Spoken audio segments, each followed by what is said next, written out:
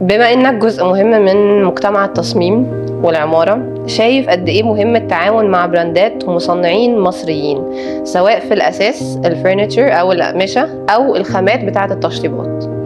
انا شايف ان ده دلوقتي موضوع كروشال. كل مره يعني استسهلنا قوي في السنين اللي فاتت. كلنا ديزاينرز إحنا نجيب من ومصنعين بنجيب من بره، اسهل منتج عقدة جاهز الخواجة. وجارانتيد وزي الفل وخلاص ويلا بينا وديورابل. وده كان عليه مسؤوليه بصراحه على كل الاطراف، سواء كانوا المصممين او المصنعين، ان هم they were not up to standard.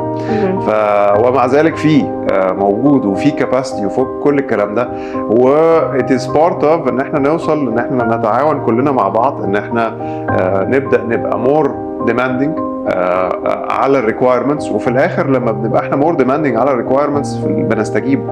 والمشاكل اللي بتحصل لنا بالذات في مصر دايما هي الفترات اللي ده موست كروشال، اللي الصناعه المحليه جيتس بيتر. صح. عشان الباب بيتقفل من بره، فبنقعد مع نفسينا نقول هنعمل ايه، وبنبدا نطور في نفسينا لحد ما نوصل للبرودكت اللي احنا كلنا عايزينه.